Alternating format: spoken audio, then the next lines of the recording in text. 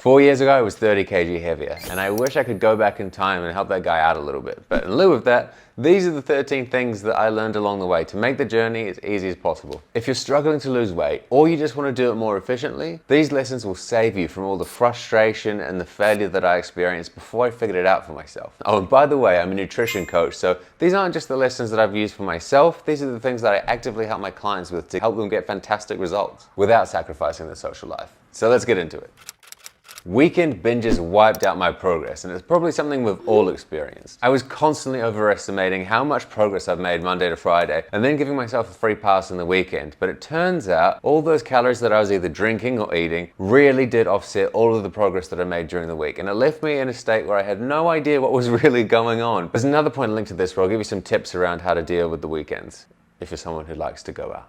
I thought my exercise burned more calories than it did. I was actually looking at my smartwatch and tracking workouts and using the calories that it gives you there to figure out how much extra I'd earn to eat that day, but that's not how it works at all. When you do your calorie calculation, you've already factored in that exercise, so it's already baked into the number that you should be eating. So I was eating in excess and I had no idea what I was doing. The simple fix there is to stick to the calories that you calculated and leave it there. Speaking of calories, I just didn't realize how many calories were hiding in everything and figured as long as I'm eating healthily, then I should be losing weight. But it's very easy to take something like a healthy chicken salad, drizzle a couple of tablespoons of olive oil on top, and now you've lost an extra 250 calories of deficit that you would have had before. Basically, it's quite frustrating to learn how many calories are hiding in things, but once you learn it, you don't have to learn it again. So I would strongly suggest you get tracking if you're not already, because it's going to show you exactly what's going in, and it's going to surprise you sometimes. Another thing that happened to me was that I got stuck in a plateau. I lost about 10 kg, and then my weight loss smoothed off, and I could not for the life of me figure out why. Once I started tracking my calories, I was eating the right calories, but the weight wasn't moving. It wasn't until I had a little eureka moment where I realized, actually, if I've lost 10 kg, I probably need less calories every day anyway.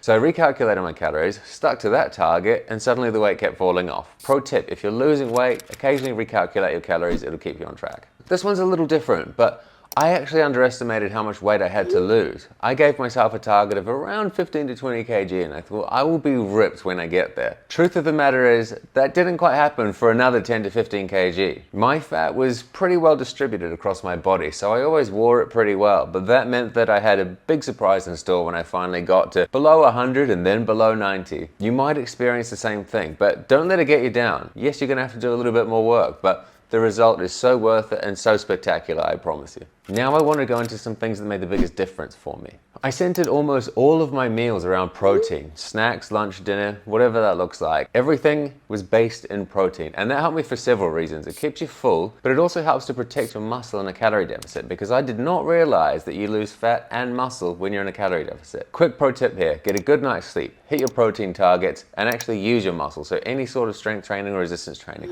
That's going to tell your body that you actually want to keep your muscle, and that it should use your fat as the energy that you're depriving it from in the calorie deficit. That in itself I didn't figure out for about 15 kg, so I lost a lot of muscle in the process.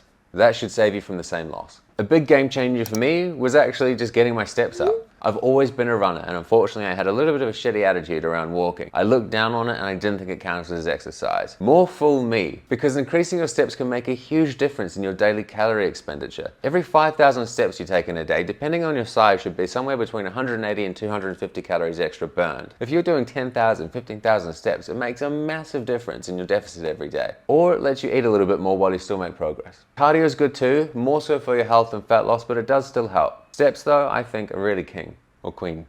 Anyway, another thing that helped me benchmark my progress was not just taking progress pictures, which are amazing by the way, because when you can see that difference, not necessarily week on week, but month on month, 6 monthly, even yearly, it's crazy how motivating it is, but it doesn't always tell you the full story. Think about a classic body recomp situation where you're putting on muscle but you're losing fat at the same time. The scale might stay the same because you've actually lost fat even though you're getting a little bit bulkier. Scales aren't always going to tell you the full picture, and that's why something like measurements can help sometimes too. Although generally speaking, if you've got a lot of weight to use, scales are a pretty good tool. I should know. Here's another one. I made food I actually enjoy. So I love cooking, and I even tried to make a meal prep YouTube channel Now I've done a bunch of shorts that have actually gone pretty decently viral. If you want to go and check them out on my Instagram, lots of free recipes, and they all are tasty as hell, okay? But enough of the self-promo. The days of chicken, broccoli, and rice are long gone, and now you can create flavorful, delicious, filling food that actually just is a joy to eat. The meals that you look forward to. You can pack meals with so much volume and flavor and protein and feel completely satisfied, and they will tie you over to the next meal. You just need to be smart about it and have the right recipes at hand. So go check them out if you're missing them. And to finish off, here are some mindset shifts that once I clicked,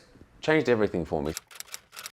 I learned that hunger isn't an emergency. So we've got hunger hormones called leptin and ghrelin, and they're going to tell us if we're hungry or if we're full. But here's a little thought experiment for you. Think about a time where you've binged maybe late into the night, you're quite full, you've had a lot of food, but you wake up the next day and you're starving. And you have to think to yourself, am I really hungry? Did my body burn through all of that food? What's going on? It turns out it's your hunger hormones, but they're lying to you. You're not always hungry when you feel hungry. A perfect example of this happening in real life is when you're hungry when you wake up in the morning, but then you hydrate with some water. Suddenly, the hunger goes away because you haven't been drinking water for the last 8 hours while you've been asleep. An unfortunate truth is that depending on how aggressive you're being with your calorie deficit, sometimes you are just going to be a little bit hungry. But another way to think about it is that this is actually a sign that your fat loss is working. I'm not saying learn to love the hunger necessarily, but kind of. If you can at least make loose friends with that feeling, then it's going to be so much easier for you because you're not going to be thinking, oh God, I'm struggling to get through the day. You're going to be thinking, I'm actually moving towards my goal and I'm going to be lean soon because I'm fucking hungry. Okay, not quite. But if you drink coffee through to lunchtime, you have a big lunch, a big dinner, and you've even got room for a snack in there, that is a perfect recipe for success. You're not always hungry, and when you are, it's a sign of progress. It doesn't mean that you should be starving every day though, and if you are, you need to find recipes that are going to fill you up. So confession, I'm a pretty big drinker and I can put a decent amount back. I was totally decimating my progress by drinking a lot in the weekend and then having a big pizza to recover on Sunday. Instead, go for low calorie drinks. I'm talking gin and tonics with slimline tonic, diet cokes with vodka. Then you got the skinny bitch drinks like vodka and soda, gin and soda, even tequila and soda, which is actually not that bad with a bit of lime, you know. So you can still go out. You just need to be smarter about it. Trust me, that works. You just need to learn to love the calorie conscious cocktails. Fuck, that's got a ring to it, doesn't it? And here's another thing that I took too long to figure out. You should zoom out and view your calories as weekly rather than daily, because this allows you to borrow calories from Monday to Friday and then slot them into the weekend as well. So here's an example. You take 200 calories off Monday to Friday, you've got an extra 1,000 calories that you can use for the weekend. And that's going to mean that your total calories over the week, as long as that's right, you're still going to make the progress that you're supposed to if you just spread them out over the week instead. If you're going out for a dinner or if you're going out for a big boozy night,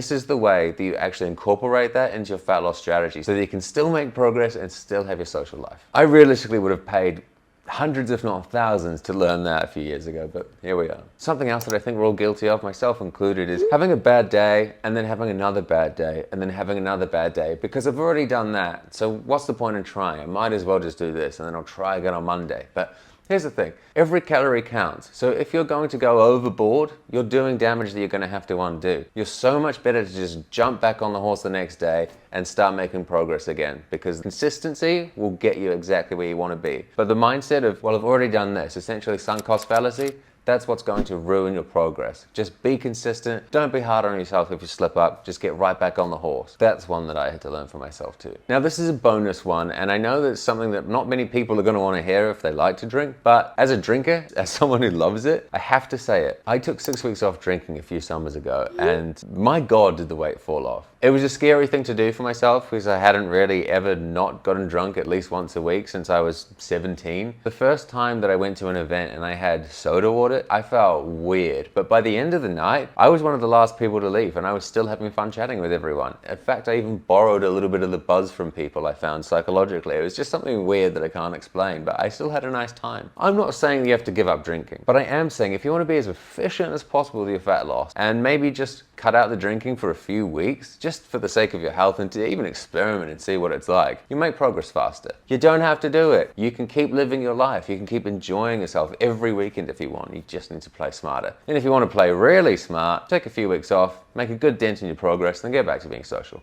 If you want a step-by-step guide to losing fat without sacrificing your social life, the cocktails, the dinners, whatever that looks like for you, I've got something for you. Just follow the link to get started. I hope you got some value from this. And if you want to unlock some more strategies, tap the link below, get inside. I'll see you there.